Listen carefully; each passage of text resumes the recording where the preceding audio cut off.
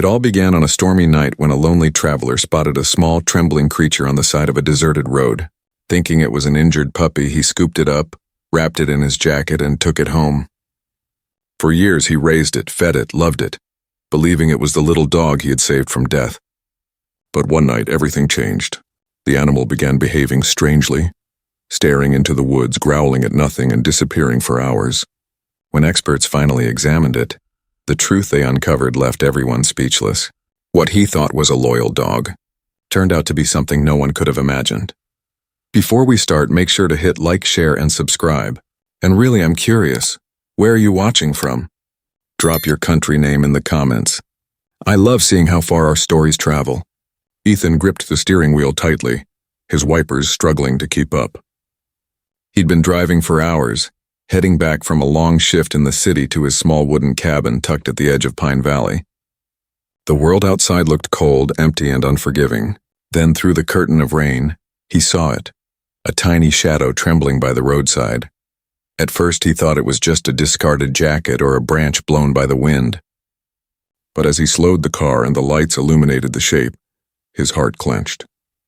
A small, soaked creature was curled against a rock, its tiny body shaking violently. Ethan's chest tightened. "Oh no," he whispered, pulling over and rushing out into the rain. The cold hit him instantly, but he didn't care. He knelt beside the creature, a puppy, or so it seemed, drenched to the bone, its eyes half open, barely breathing. Ethan gently scooped it into his jacket, shielding it from the rain. "Hey, it's okay, little one," he murmured, voice trembling with compassion. The small animal whimpered faintly, pressing itself into his warmth. It was so light in his hands, fragile as if the storm might carry it away at any moment. Back inside the truck, Ethan turned up the heater and rubbed the tiny body with a towel he kept on the seat. The creature let out a weak sound halfway between a whine and a sigh. He smiled softly. "You're safe now, buddy. You're gonna be okay." For the first time that night, he felt a strange peace wash over him, like fate had guided him there for a reason. By the time he reached his cabin, the storm had begun to fade. He laid the little one by the fire, wrapped it in an old blanket, and watched as it finally closed its eyes. The flickering glow reflected in its damp fur, and Ethan whispered, "You're home now." He had no idea that this small act of kindness would change his life forever. Morning sunlight filtered through the cabin window, casting a golden warmth across the room. The storm had passed, leaving behind a calm silence broken only by the crackle of the dying fire. Ethan stirred from the couch where he'd fallen asleep. His first thought was of the small creature lying near the hearth. He sat up quickly and smiled. The little one was awake, blinking up at him with curious, glassy eyes. "Hey there, little survivor," Ethan whispered. The tiny creature tilted its head, ears twitching slightly. It looked fragile, yet there was something strangely sharp in its gaze, something wild and unbroken. Ethan reached out with gentle fingers, and to his surprise it nuzzled against his hand. A soft sound escaped its throat. Not quite a bark, but close enough to melt his heart. He spent the morning nursing it back to comfort. He warmed milk on the stove, dipping his finger in to make sure it wasn't too hot, then helped it drink from a small bowl. The creature's tail, short, fluffy, and trembling, wagged weakly. For the first time in years, Ethan felt a spark of joy flicker inside him. The cabin, once filled with loneliness, now felt alive again. By evening, he had built a little bed out of an old sweater and a wooden crate. The puppy, as he called it, curled into the soft fabric and let out a satisfied sigh. Ethan chuckled. "You're one lucky little thing," he said, setting a bowl of water nearby. He didn't know why, but he felt deeply connected to it, as though rescuing it had rescued a part of himself too. Over the next few days, the two became inseparable. The small creature followed him everywhere, from the garden to the porch to the woods behind the cabin. It didn't bark much, but it watched him with intelligent eyes, almost studying his every move. To Ethan, it was simple. He had found a friend. But fate knew. He had found something far more extraordinary. Weeks passed, and the once fragile creature had grown stronger, livelier, and far more curious. Ethan named it Luna, because her eyes shimmered like silver whenever moonlight touched them. Every evening after dinner, she would sit by the window, gazing outside as if drawn by something unseen. Her head would tilt slightly, ears perked, and a soft, haunting sound would escape her throat. Not a bark, not a whine, but something between the two. At first, Ethan laughed it off. "You're just learning to talk, huh?" He'd tease, scratching her behind the ears. But as nights grew colder, Luna's behavior became stranger. She didn't like the sound of car engines, avoided strangers, and sometimes disappeared into the woods behind the cabin, only to return hours later, her fur covered in dirt and pine needles. Ethan noticed other things too. Luna's eyes glowed faintly in the dark. When she looked at him under the dim lamplight, they reflected not amber like most dogs, but pale silver, like shards of moonlight. Her movements were graceful, almost too silent for a pup her size, and though he tried to teach her simple tricks, she never barked once. Not a single time. One evening, as rain began to fall again, Ethan sat by the fire reading. Luna lay quietly on the floor watching the flames. Then, without warning, she stood up and stared toward the window, her body stiff. A low, eerie growl rumbled from her chest. Ethan frowned, peering outside, but there was nothing. Just darkness and the whisper of rain on glass. "Luna, what is it, girl?" he asked softly.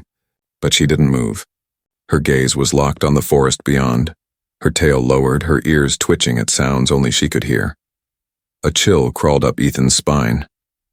Something about her stillness didn't feel right. He told himself it was nothing, maybe a passing animal or the wind. But deep down, for the first time, Ethan felt it, a quiet unease. Like the little creature he had saved. Wasn't what he thought it was. By the time spring arrived, Luna had grown into a beautiful, alert creature, slender yet strong, her fur shimmering in shades of gray and white. She followed Ethan everywhere, never straying far except for her mysterious night walks into the woods. Though she never caused trouble, people in the nearby village had begun to notice her. And soon, the whispers began. Whenever Ethan drove into town for supplies, villagers would glance curiously at the animal sitting quietly in the back of his truck. Some admired her, calling her the most striking dog they'd ever seen. Others lowered their voices when he passed. "That's not a dog," one old woman murmured to another. "Those eyes, they look like the forest itself." Ethan pretended not to hear. He didn't care what people said. Luna was family. But the unease grew. One afternoon, while Ethan was buying feed, an old hunter named Harris approached him. The man's weathered face carried years of stories, and his voice was low and rough. "That creature you've got," he said, "it ain't a dog. You know that, right?" Ethan frowned. "What do you mean?" "I found her as a pup." Harris shook his head slowly. "I've seen animals like that before. Not often. But when I did, they weren't meant to be kept." Ethan forced a chuckle. "You're mistaken, old man. She's harmless." But Harris's eyes darkened. "Be careful, son. The forest doesn't give without reason." That night, as Ethan drove back home, his thoughts raced. Luna rested her head on his lap, calm as ever, unaware of the doubts swirling in his mind. He looked down at her, those silver eyes gleaming faintly under the dashboard light, and for a brief moment a strange feeling passed through him. He couldn't explain it. It wasn't fear exactly, but something deeper, an unshakable sense that there was truth in the hunter's words. Because sometimes what feels like a blessing hides something far more mysterious. The night the forest swallowed Luna was colder than usual. A heavy fog drifted over Pine Valley, wrapping the trees in ghostly silence. The moon hung low, its pale light cutting through the mist like silver smoke. Ethan sat on his porch, a cup of coffee in hand, watching Luna sniff the air restlessly. She'd been uneasy all evening, pacing, growling softly at the woods, her eyes reflecting the moonlight like two mirrors of ice. "Hey," Ethan called gently. "It's late, girl. Come inside." But Luna didn't move. Her gaze was fixed on the tree line, ears twitching. Then with a sudden burst of energy, she bolted, disappearing into the darkness before he could react. "Luna!" Ethan shouted, dropping his cup and running after her. His boots sank into wet soil as he sprinted through the fog. The only sound was the distant echo of his own voice. He clicked his flashlight on, cutting through the mist, calling again and again, "Mew, Luna, come back!" But there was no answer. Only the whisper of wind and the crunch of leaves beneath his feet. Hours passed. The forest seemed endless, each shadow stretching into another. Ethan's throat ached from shouting. He paused near the old creek, listening for any sound. Then, faintly, a howl. But it wasn't like any dog's howl he'd ever heard.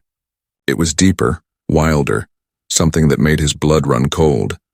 He followed it anyway, through the fog, through the trees, until the sound vanished as suddenly as it had appeared. By dawn, his flashlight had died and exhaustion forced him back home. Alone. When the sun rose, his porch was empty. No paw prints, no fur, just silence. For the first time in months, Ethan ate breakfast alone. The cabin felt hollow, the air heavy. Every creak of wood sounded like a memory. He whispered her name under his breath, voice cracking. "Where did you go, Luna?" He didn't know it yet. But when she came back, nothing would ever be the same. 3 days passed, and Ethan barely slept.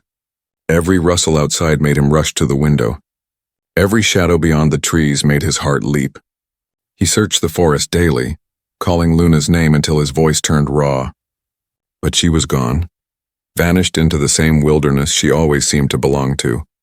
The cabin felt lifeless without her. He couldn't eat, couldn't focus. It felt as though he had lost more than a companion. He had lost a part of himself. Then, on the 4th night, something stirred. Ethan was sitting by the fire, staring blankly into the flames when he heard it, a faint scratch at the door. His heart stopped. Slowly, he stood and opened it. There, standing in the doorway, was Luna. She was covered in dirt and leaves, her fur matted and damp, but her eyes, those silver eyes, shone brighter than ever. For a second, Ethan just stared, frozen in disbelief. "Luna?" he whispered. The creature tilted her head slightly, then stepped forward, brushing against his leg as if nothing had happened. Relief washed over him. He dropped to his knees, wrapping his arms around her. "You scared me half to death," he murmured, voice trembling. But as he pulled back, something caught his attention, a dark stain on her fur near her shoulder. Blood. He examined the spot, finding a shallow cut. "You're hurt," he said softly. Yet Luna didn't flinch. Instead, she looked up at him, calm, steady, almost knowing. Over the next few days, she acted different, more alert. She'd sit by the window for hours, watching the forest as if guarding it. At night, she'd bring strange things home. Pieces of cloth, broken twigs, even small animal bones. Ethan didn't understand it, but he felt something had changed. Luna was still his loyal friend, but there was something wild behind those eyes now, something that belonged more to the forest than to him. The following week, rain returned to Pine Valley, falling in soft, endless sheets that blurred the line between sky and earth. Ethan sat by the window listening to the downpour, when he noticed Luna limping across the porch. His heart sank. He rushed to her side. Her fur was wet, her paws muddy, and a fresh gash ran along her hind leg. Hey, what happened to you?" he whispered, scooping her up carefully. Luna didn't resist, but her breathing was heavy, and her fur smelled faintly of iron and pine. Ethan cleaned the wound as best as he could, but the bleeding didn't stop. His hands trembled. He couldn't lose her, not after everything. He grabbed his coat, wrapped Luna in a blanket, and drove straight to the nearest animal clinic. His tires splashing through the rain-slicked roads. The vet, Dr. Myers, was a middle-aged woman with calm eyes and a steady voice. "Let's take a look," she said, gently examining Luna. But within minutes, her expression began to change. She frowned, touching the animal's ears, then her jawline. "You said this is your dog?" Ethan nodded, confused. "Yes, ma'am. I found her as a puppy about a year ago." Dr. Myers hesitated. "You're sure it's a dog?"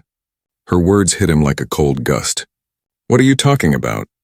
The vet looked up, eyes narrowing. "Because her bone structure isn't normal. Her teeth, her eyes, even her reflexes, they don't match any known domestic breed." She glanced at her assistant. "Run a DNA test." Ethan's stomach turned. "You're saying she's not a dog?" The vet didn't answer. She simply looked at Luna, who was now watching them both, eyes calm but alert, as if she understood every word. Hours later, when the test results came back, the room fell silent. Dr. Myers stared at the screen, disbelief spreading across her face. "This can't be right," she whispered. Ethan stepped closer, heart pounding. "What does it say?" The vet swallowed hard. "This isn't a dog, Mr. Clark. It's something else. Something that shouldn't even exist in this region." Ethan froze, staring at the creature that had shared his home, his life, his heart. For the first time, he realized, he had never really known her at all. Ethan stood frozen in the small, fluorescent-lit clinic room. The steady hum of machines filled the silence, but he barely heard it. His eyes were locked on the monitor where strange lines of genetic data scrolled across the screen. Dr. Myers removed her glasses slowly, her expression unreadable. "I don't even know how to explain this," she said quietly. "The DNA is at split, 50% canine, 50%.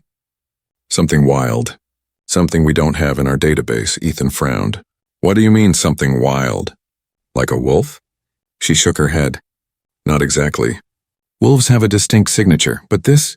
It's older, primitive, closer to something that hasn't been seen in decades." She paused, searching for the right words. "Your dog isn't a normal hybrid. It's part of a species believed to be extinct, a mountain wolf variant native to the northern wilderness. No documented sightings in over 50 years. Ethan felt his chest tighten. "That's impossible. I raised her since she was a pup. She's gentle, loyal. She saved me more than once." Dr. Myers met his gaze. "I don't doubt that. But genetically, she's not fully domesticated. Her instincts are different, stronger, wilder. That's probably why she disappears into the woods. It's in her nature." Ethan turned toward Luna, who sat calmly on the examination table. She watched them both, her silver eyes reflecting the light, serene yet unreadable. He approached her slowly and placed his hand on her head. "Is that true, girl?" he whispered, voice trembling. "You've been wild all along." Luna blinked once, then leaned into his touch, a gesture of quiet trust. The vet sighed softly. "You might have saved her life once, Ethan, but maybe she's been protecting something too." Those words lingered in his mind as he drove home through the misty night.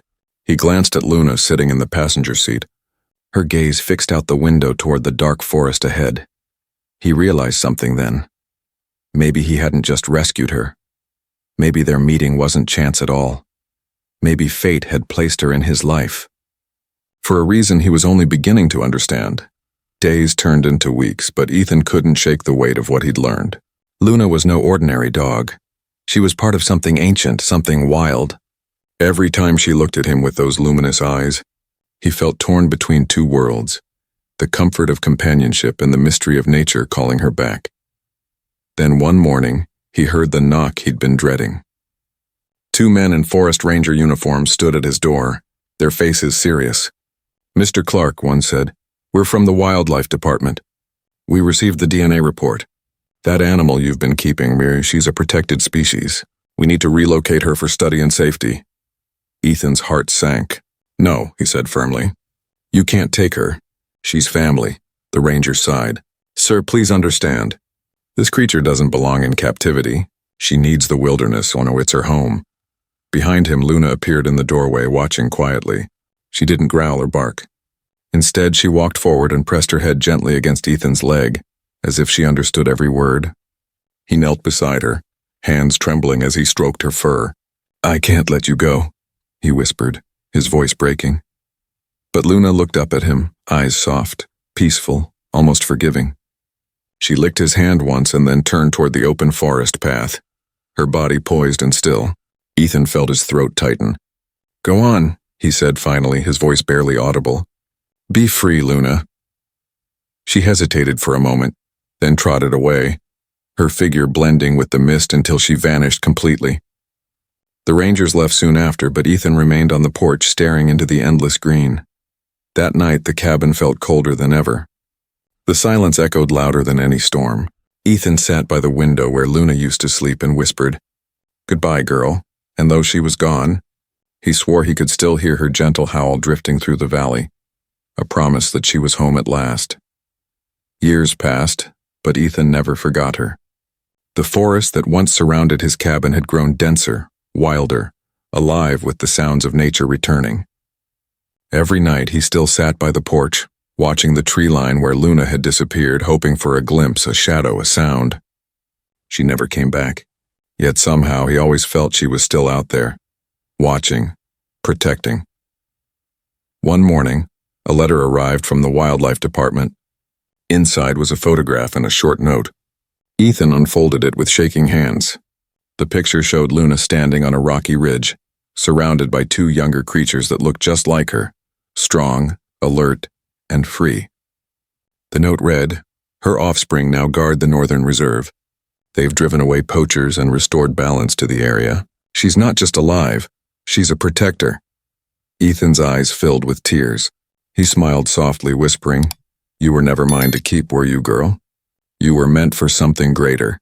He placed the photograph by the window, where the evening sun painted it gold. Outside, a distant howl echoed through the valley, low, familiar, and proud.